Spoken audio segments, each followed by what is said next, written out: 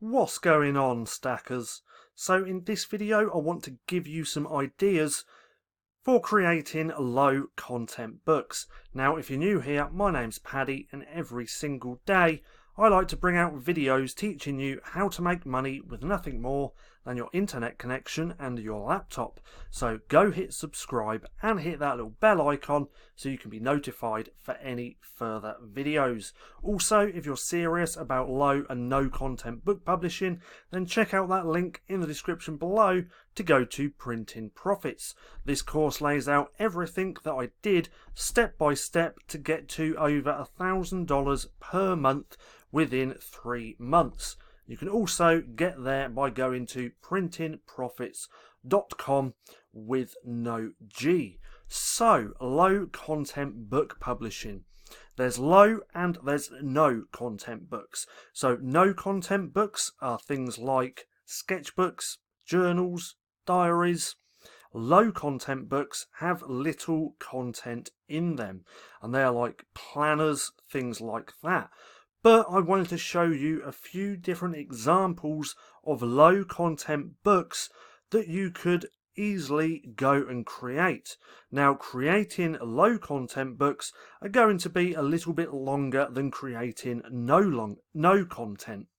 And because of creating low content books is a little bit more harder than just creating things like journals, there's not as much competition. So remember that.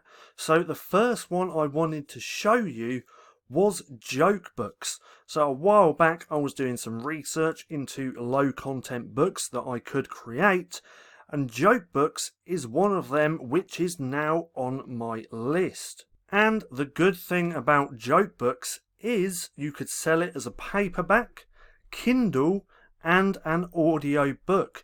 So there's 3 different potential income streams just from joke books alone.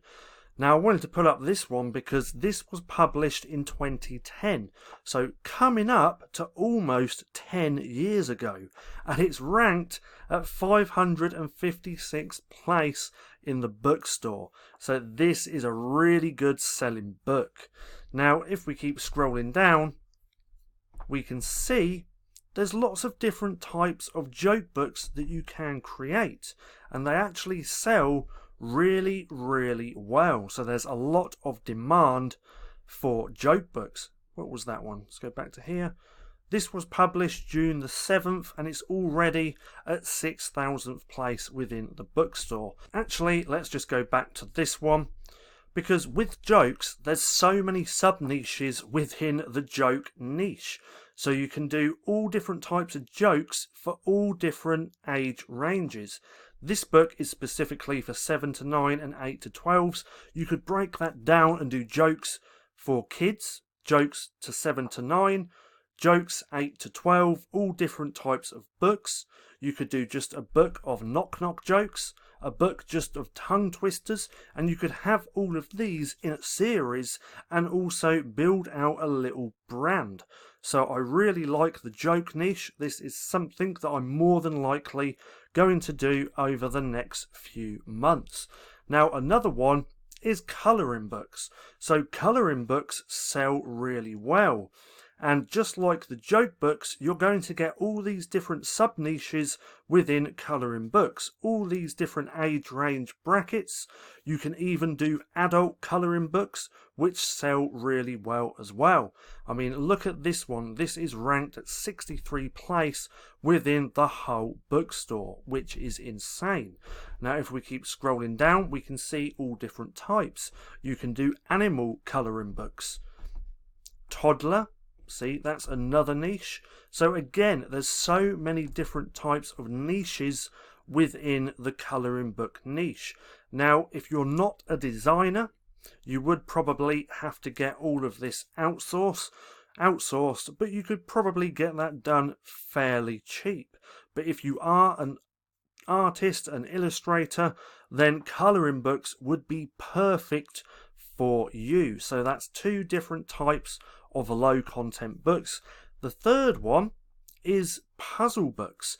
Now this kind of goes in line with the fourth one as well, which are activity books. So let's go back to puzzle books, and if we scroll down, within the puzzle book niche, there's so many sub niches again. So we got Sudoku, we got word searches, brain teasers, so many different types of books that you can create within the puzzle book niche. And this niche is extremely hot. So let's scroll down. That one's ranked at 2,700. This one, I mean, look at the design of that. It was published in 2018. The design isn't that great, but look where it's ranked, which is just crazy. Now let's take a look at activity books. So I suppose, what, puzzle books would be a sub-niche of activity books, or is it the other way round? Anyway, unicorn activity book for kids. I think we saw this one a minute ago.